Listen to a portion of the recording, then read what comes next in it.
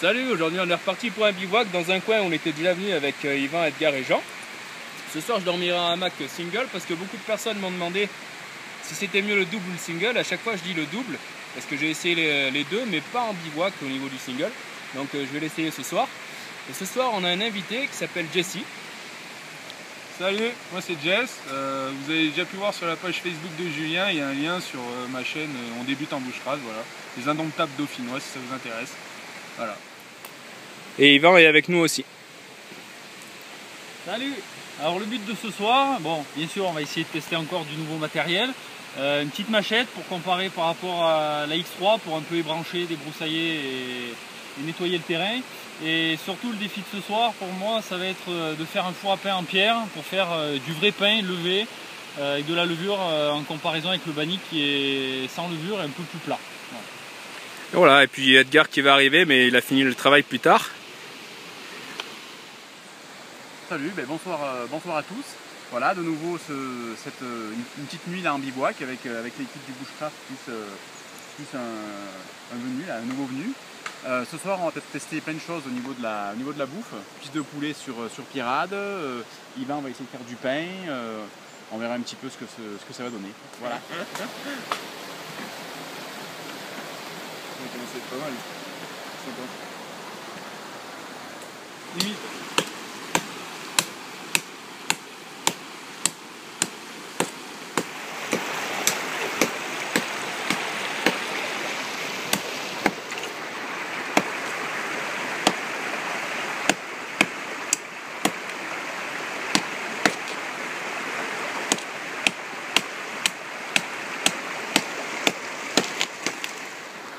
Voilà, la plupart finissent de monter leur camp. Et du coup, les tâches se répartissent un peu naturellement, comme on le fait d'habitude. Donc Yvan est en train de chercher ses pierres pour faire son four à pain, qu'il veut faire que avec des cailloux. Et moi je m'occupe du feu, donc je vais chercher un peu de quoi l'allumer, voir si je trouve des trucs un peu secs, parce qu'il a plu toute la semaine. Donc déjà on est content qu'ils peuvent pas se soir, comme sur chacun des bivouacs. Bon, c'est encore tout bien trempé quoi. Ah, dans le coin il y a pas mal de gratte-cul comme on dit. Du coup ça je sais que c'est comestible. Donc à l'intérieur il y a le fameux poil à gratter qu'il faut enlever. Et après on peut manger la chair, la peau. Et on peut également faire des infusions. Donc je vais voir peut-être pour essayer tout à l'heure.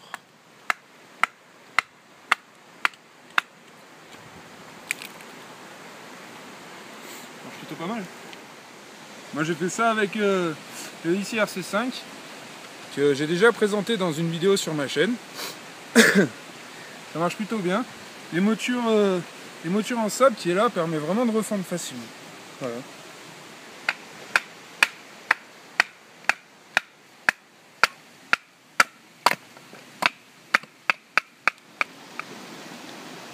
Voilà le joli four d'Yvan. C'est super joli, on dirait un banc pour l'instant mais bon. Super chouette. Voilà notre mascotte pour ce soir. Un joli crâne.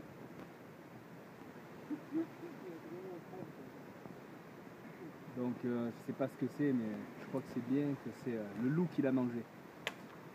Sans rigoler par contre le loup est pas très loin ici, on en a pas mal dans le département. Donc on verra si on en croise un ce soir. Voilà, les bûcherons sont à l'œuvre.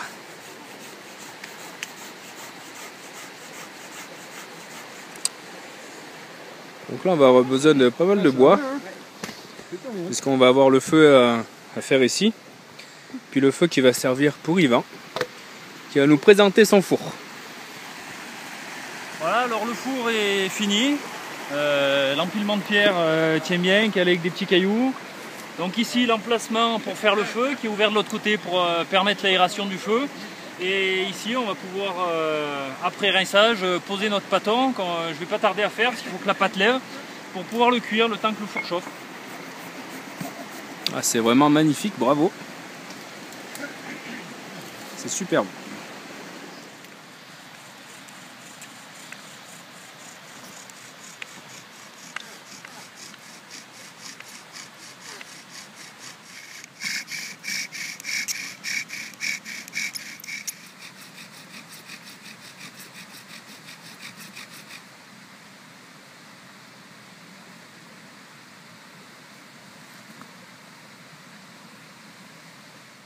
Bon, après avoir essayé plusieurs fois au feu par friction, et j'ai pas réussi ce soir, on va déjà se le faire au fire steel. Comme le bois est bien humide, on sera déjà content si ça marche comme ça.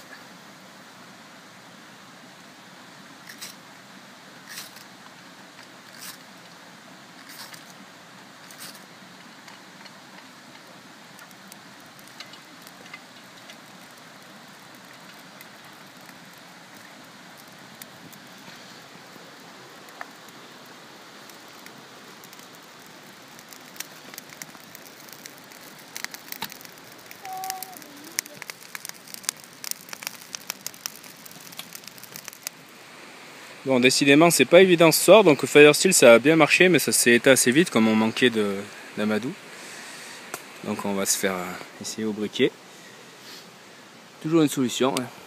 Pas toujours un peu du plus compliqué au plus simple, c'est avant tout pour le plaisir qu'on le fait. Et le problème c'est qu'il n'y a pas beaucoup de petites branches bien sèches, du coup c'est pas évident, même là au briquet c'est un peu galère.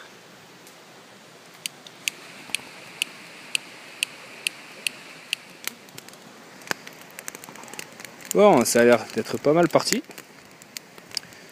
Du coup, comme toujours, c'est important d'avoir un petit briquet sur soi. Bon, il fait pas très froid ce soir, ça aurait pas été grave si on n'avait pas de feu. Pour la chaleur, par contre, on a prévu pas mal de trucs à cuire. Donc là, ça aurait été vraiment embêtant. Voilà, Yvan a lancé son feu. Dessous son encore une fois, magnifique four. Alors un truc qu'on n'a pas encore parlé dans nos vidéos, c'est simplement les allumettes pour allumer le feu. Donc il existe des allumettes basiques, et il existe aussi des allumettes dites de survie qui résistent à l'eau. Donc ce que j'ai fait, moi j'ai trempé juste la tête de l'allumette dans de la cire de bougie, et logiquement ça devrait être étanche, donc on va essayer.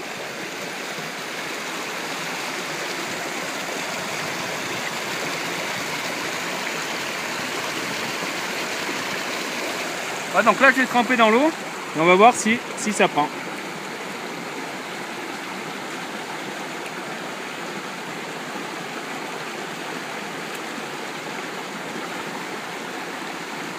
Voilà, ça fonctionne quand même, juste avec juste un tout petit peu de cire de bougie. Et je vais en profiter pour vous montrer une technique qui s'appelle la technique commando pour la façon de gratter les allumettes. Donc au lieu de pousser en avant comme je l'ai fait juste avant d'ailleurs, ce qu'il faut faire, c'est la tenir comme ça et venir tirer ici pour que lorsque vous avez la flamme, elle soit protégée par votre pomme. Comme ça, il y a moins de risques que le vent l'arrête. Vous voyez, si j'étais là, hop, ça serait éteint directement. Donc c'est tout bête. La seule chose à faire, c'est de tirer vers soi et de se servir de la pomme de main pour protéger. Donc moi, je fais comme ça, j'appuie ici. Et il est conseillé de pousser en même temps les bras. Si jamais le bout vous vient dans l'œil, ça risque d'être dangereux, donc éloignez en même temps la boîte d'allumettes. Et si je passe au-dessus, ça va s'éteindre. Voilà, donc la protection de la pomme est vraiment importante, c'est une technique qui a fait ses preuves. Donc pensez-y si vous avez besoin d'allumer à l'allumette. Alors comme le bois est vraiment trop humide et qu'il me faut mon feu pour allumer le four, ce qu'on peut faire aussi, c'est partir simplement avec une petite bougie chauffe-plat et on va s'en servir comme pour la boîte à feu. C'est-à-dire qu'on va laisser la bougie après dans le feu, elle va se consumer, elle va allumer tranquillement le bois.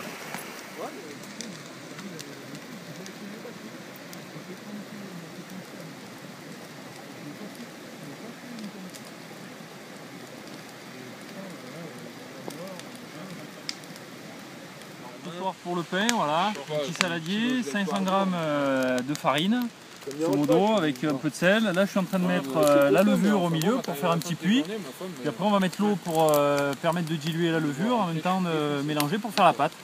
Voilà. Après on va laisser lever ça au chaud, au pied du feu. Et puis on va faire chauffer après le four pour pouvoir faire cuire tout ça. Voilà, donc Yvan a mis sa pâte à côté du feu pour que ça commence à lever. Ça a l'air bien parti. Vous connaissez tous la Fiskars SW75, c'est la scie rétractable dont on se sert nous en bouche-crachaft alpin. L'avantage c'est qu'elle est pliante, enfin rétractable. exactement, et qu'elle fait très bien son boulot. Mais ce soir, on a Jessie qui a un modèle non pliable, de chez Fiskars aussi. Alors moi ici, comme vous pouvez le voir, c'est la scie non pliable de chez Fiskars. Alors niveau taille, vous pouvez comparer. Hein. C'est légèrement plus grand. Bon, l'avantage c'est qu'on n'a pas de système de blocage. Et puis bon, pour le reste, je vous invite à revenir sur ma chaîne. Comme ça, vous pourrez voir la description, la revue et puis les tests. Voilà les belles truites Hop, j'ai celui-là toujours en couteau dans le... que Jessie a pêché, il nous en parlera tout à l'heure. Comme prévu. Je pense qu'on va se régaler ce soir. Donc la fameuse pierrade est en route. Les truites nous tendent les bras et Yvan va pas tarder à allumer son four. Et voilà, ce soir on va goûter l'eau de coin que j'avais fait chez mes parents. L'eau de coin de 2011 avec des coins, du lait, une petite macération, ensuite filtrée au filtre à café et voilà. On va voir ça ce soir.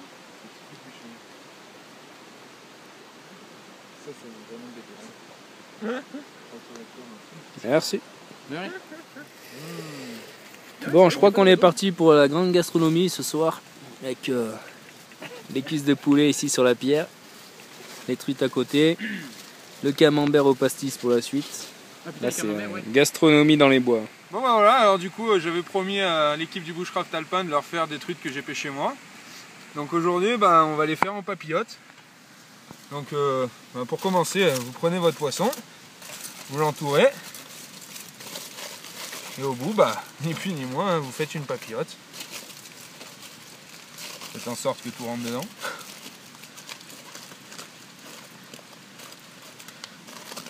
Ensuite vous écartez et puis on va y glisser les ingrédients.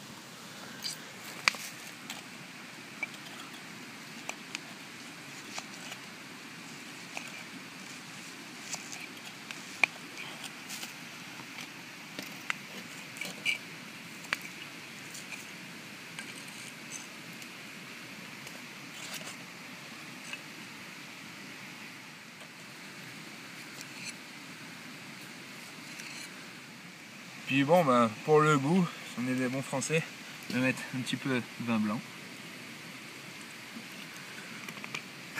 Finissez en rajoutant un petit peu d'eau. Et puis dans le feu.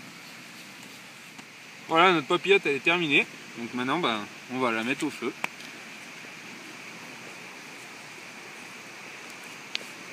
Et puis on va se marrer pour la sortir tout à l'heure.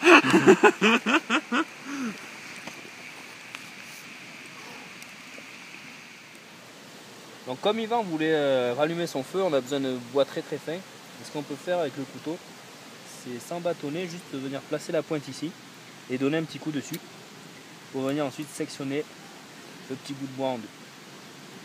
Là je donne mon petit coup, tac, et ça sectionne mon bout de bois en deux. Et je peux éventuellement venir tourner la lame ici, dedans, pour que ça ouvre le bois pour finir de le fendre en deux. Donc là on peut vraiment travailler sur des vraiment très fins. Évidemment on pourrait le bâtonner aussi, mais comme le bois est pas très solide, ça risque de le tordre plutôt que de le fendre. Donc c'est une petite technique qu'on peut retrouver aussi sur du bois évidemment un peu plus gros. Il ne faut pas que la planche soit trop épaisse. Et voilà, juste un petit choc et ça vient fendre le bout de bois en deux. Hop. C'est très efficace pour les toutes petites pièces.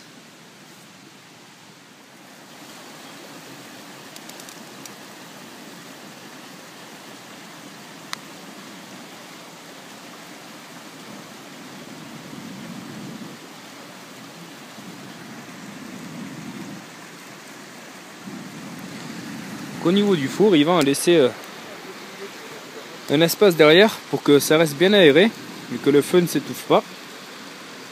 L'objectif va être de chauffer la grosse pierre qui est au-dessus et ensuite ça va chauffer l'ensemble du four qui va permettre une cuisson homogène du pain. Bon, on ne sait pas trop si ça se mange comme ça ou si ça se fait en tisane ou je sais pas quoi. Donc du coup je vais essayer et je suppose que j'aurai la réponse sur le net demain ou ce soir dans mon ventre, on verra bien. Donc là je vais couper les deux côtés, l'ouvrir et en fait c'est à l'intérieur qu'il y a le poil à gratter.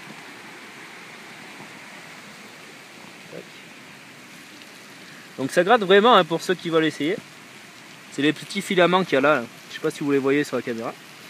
Donc je vais enlever les graines, aller le rincer au ruisseau, puis le manger. Donc j'en ai mangé un tout à l'heure, c'est un petit peu le goût de la pomme. Et ensuite avec ce qui reste, ce que j'ai pris tout à l'heure, j'essaierai de faire une petite infusion pareil en les ouvrant et les lavant.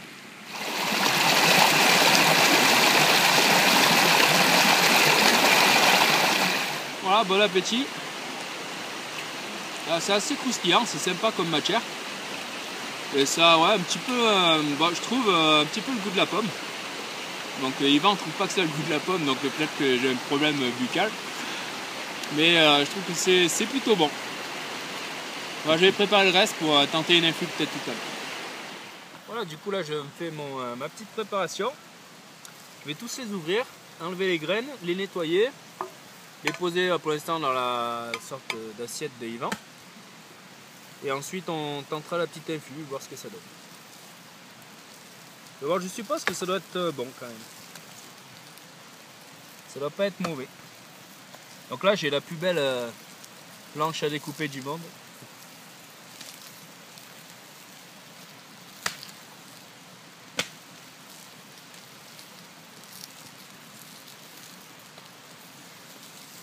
On dirait des petits piments, c'est marrant.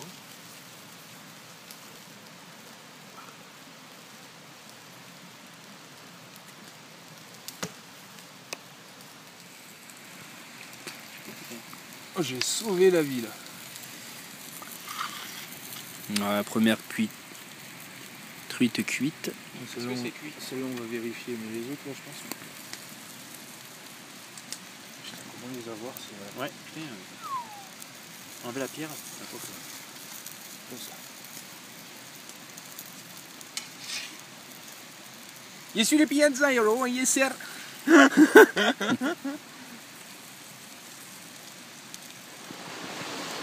Et voilà, Yvan va mettre au feu. Voilà, donc la pâte a bien monté quand même. Alors, le four n'est pas encore entièrement chaud, mais la pierre d'en dessous, elle, est chaude. Donc on va pouvoir y aller.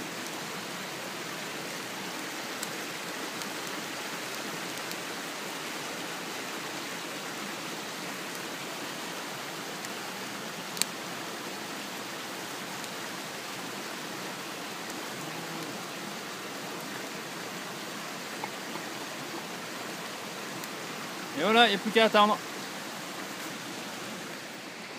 Pour accélérer un peu la cuisson du dessus, Yvan va mettre quelques braises, du coup il a recouvert de papier alu sur le dessus du pain. Parce que pour l'instant ça chauffe vraiment très bien par en dessous. Et bon, par en dessus ça chauffe aussi, mais vu que ça fait un petit moment qu'on y est, on va commencer à manger le poisson, etc. C'est pour accélérer un petit peu le processus. Mais sinon ça marche quand même vraiment bien. Voilà, il y a une bonne chaleur à l'intérieur du four. La poche un peu cuite. C'est bien bon.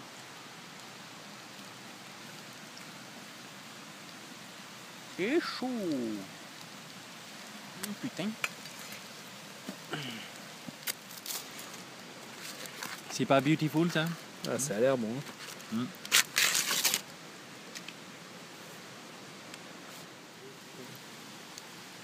Oh oui. Comment je vais en chier pour décaper ça? Et même blanc, t'as donné le goût. Ouais. Voilà. C'est pas mal, on est vraiment gâtés ce soir. Ça manque, il faut un peu relever. Hein. Il y a un sel qui est là si vous voulez. Sel, poivre,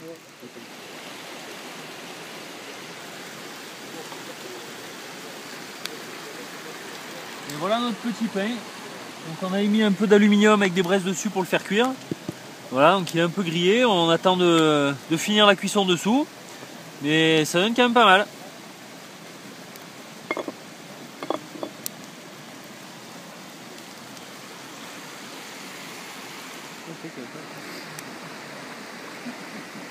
On va pas finir sur son PC à lui.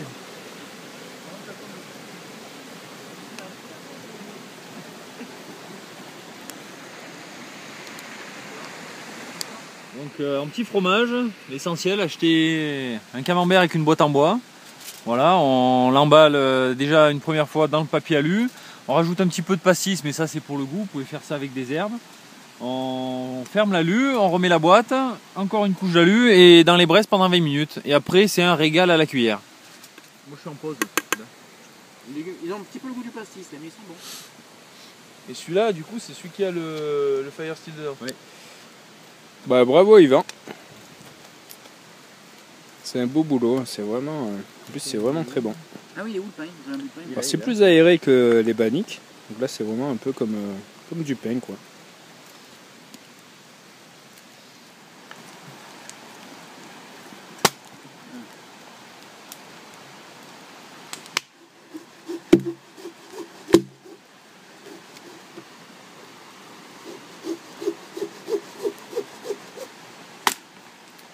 Bon, il est efficace, on a bien fait de le faire venir.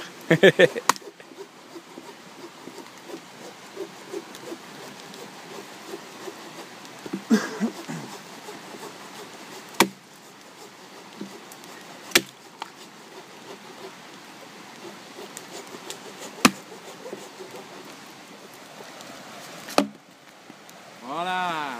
Ah, c'est quand même bien efficace la X10. Même si c'est pas fait pour fendre, ça fonctionne.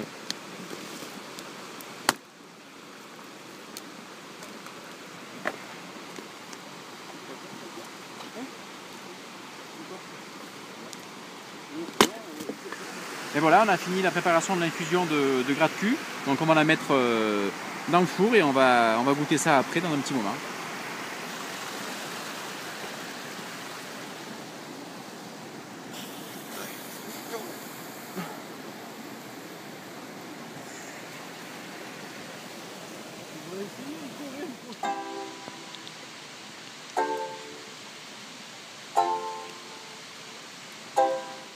Un petit bivouac dans la forêt, pour partager la liberté, une douce nuit dans la nature, profiter de l'air pur.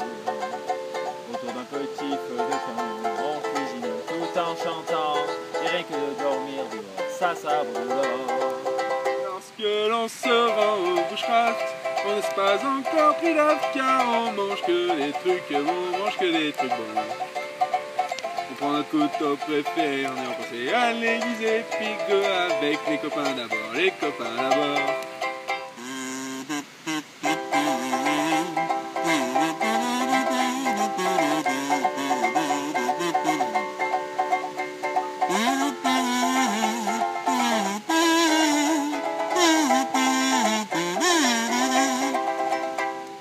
C'est toujours de super moments.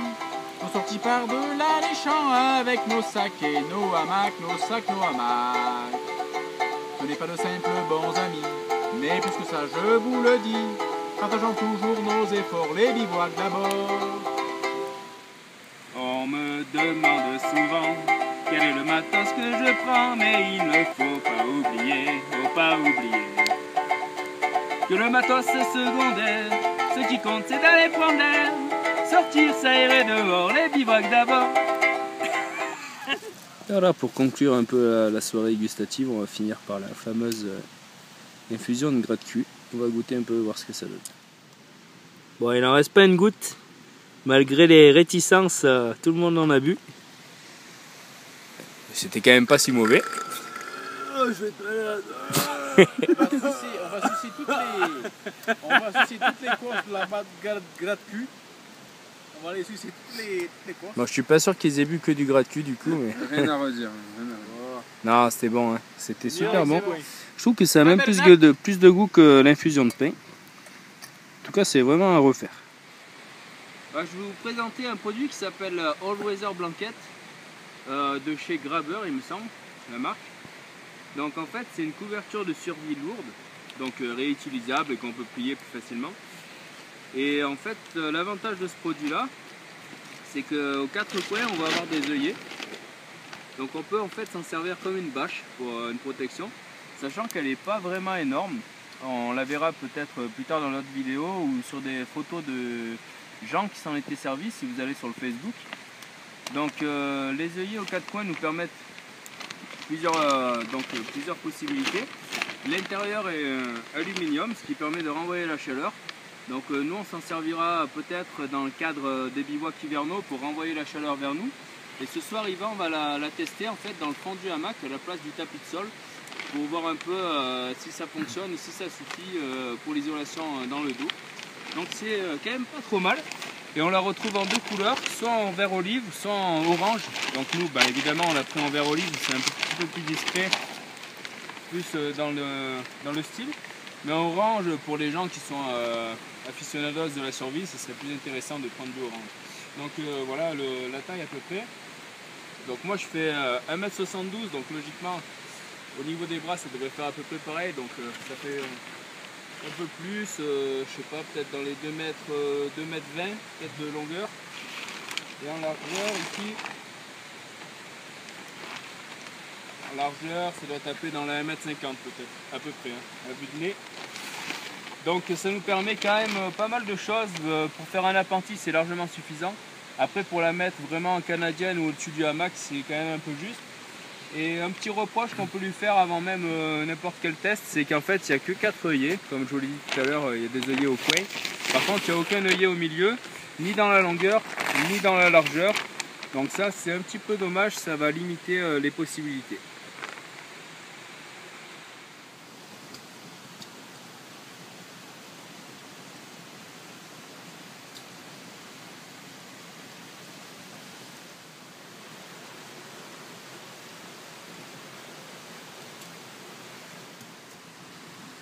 Allez.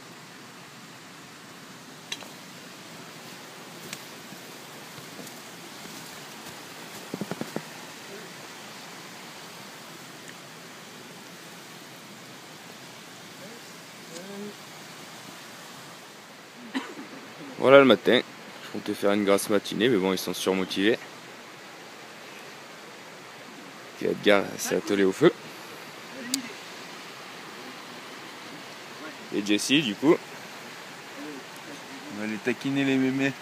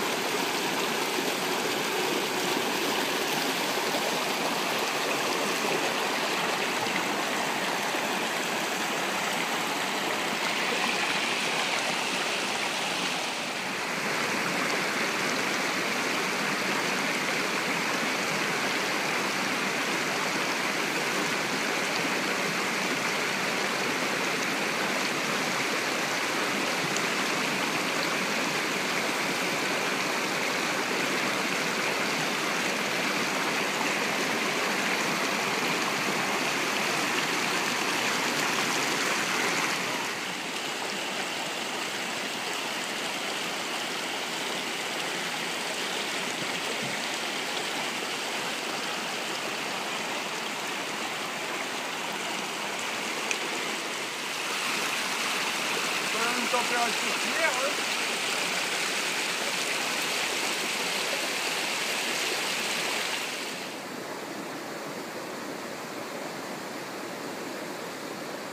Ça y est, l'automne est bien présent, les feuilles changent de couleur. Donc il fait plus froid que l'été, mais ça reste quand même une période assez magique. C'est vraiment superbe dans les forêts, surtout dans les feuillus. Je trouve que la nature elle est vraiment bien vivante à l'automne. C'est bien frais. C'est assez sympa.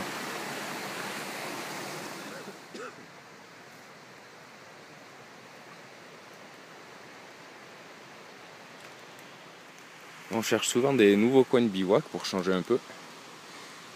Mais finalement c'est assez sympa de revenir. Donc on était venu en mai pour ceux qui ont vu la vidéo. Au même endroit. Et c'est assez sympa de revenir dans le même lieu pour voir un peu la différence de décor avec les changements de saison. C'est vraiment agréable. Bon, bah, du coup j'ai passé ma première nuit en hamac, c'était somme toute assez bien, j'ai pas eu mal au dos. Moi j'ai eu un petit peu froid au matin mais bon, ça va.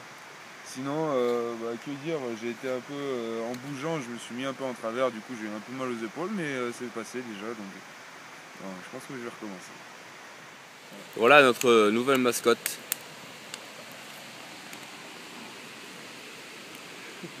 Le mono-œil. Donc pour vous faire les petits retours sur le matériel ou ce qu'on a essayé hier soir. Donc la petite machette Sokfari qui est très efficace. Moi c'était surtout pour comparer avec la Fiskars X3. Pour tout ce qui est branché, même du diamètre assez conséquent dans les 10 cm. Bon par contre voilà, on ne peut pas tomber un tronc avec. La scie accroche bien. Elle est efficace quand même, mais beaucoup moins que la Fiskars, que ce soit la rétractable ou celle de Jessie. Mais en tout cas, voilà, en dépannage, elle sert bien. Une poignée en caoutchouc qui offre un grip à toute épreuve, même sans dragon, parce que je n'en ai pas encore mis. Elle tient quand même très bien la main.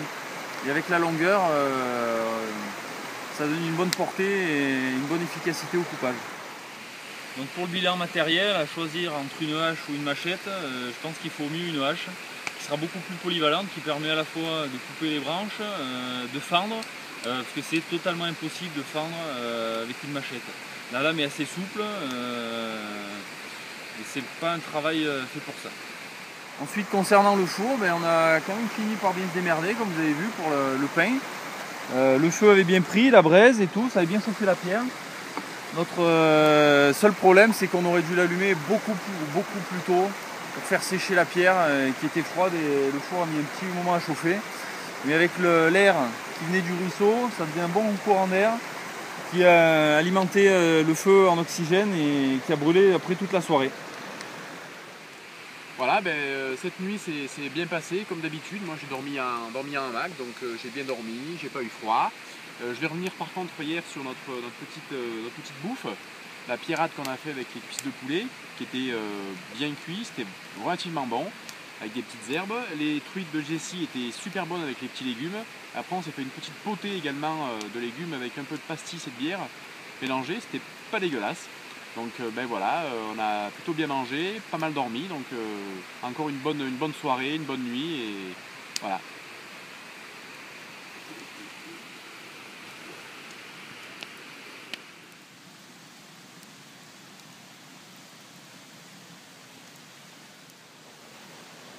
Voilà, le petit café qui chauffe pendant que tout le monde range son camp. Donc, il fait vraiment sombre ce matin, c'est bien couvert. Yvan a encore mis sa bâche en diagonale.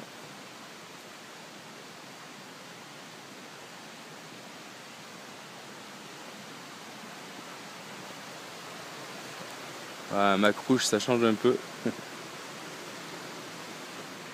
Une petite astuce pour ranger le sac de couchage, il ne faut pas le replier ou le rouler, c'est simplement prendre au pied et venir bourrer dans le sac.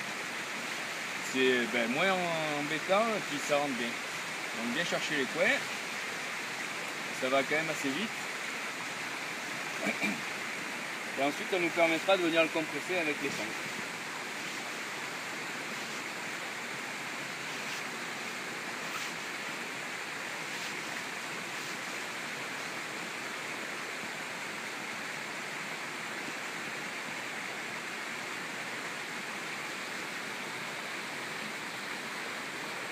Voilà.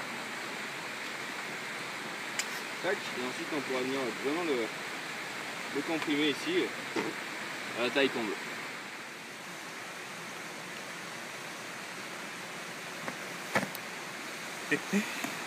Bon, petit bilan de la nuit dans le hamac une place. Donc évidemment on peut quand même dormir, passer une bonne nuit quand même, mais je le conseille vraiment pas pour les bivouacs. Je continue à rester dans l'idée où il faut avoir le double, parce qu'en fait quand on va être placé, donc on peut se caler, donc déjà c'est limité pour se placer en diagonale. Et ensuite ce qui se passe c'est que dans la nuit ça m'est arrivé souvent d'avoir le bout du sac qui glisse, qui sort comme ça, je me retrouve comme ça, je me remets dedans. Ou alors au niveau des épaules pareil, d'un coup hop on sort un peu du sac. Et comme on a souvent affaire aux angles qui sont du coup bien tendus, pour les angles au rebord en fait, bah, c'est pas très confortable, c'est quand même assez tendu, du coup ça rentre un peu dans la peau, ça réveille. Et ça a tendance à venir faire comme avec les hamacs qu'on avait vu chez Decathlon, à légèrement enfermer les épaules. Donc c'est un très bon hamac quand même, qui reste confortable, etc. Mais vraiment pour dormir, je vous conseille le double, je reste vraiment sur mon idée. Si vous voulez acheter un ticket to the moon, prenez un double.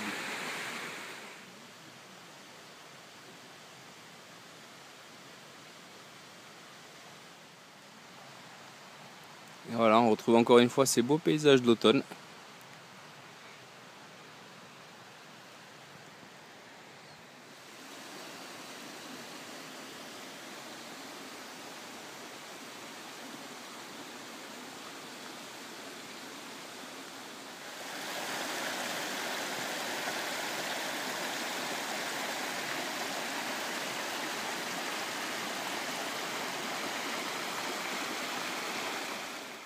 Voilà, on va arriver aux voitures pour conclure ce beau bivouac. En espérant que la vidéo vous ait plu. Merci et à bientôt.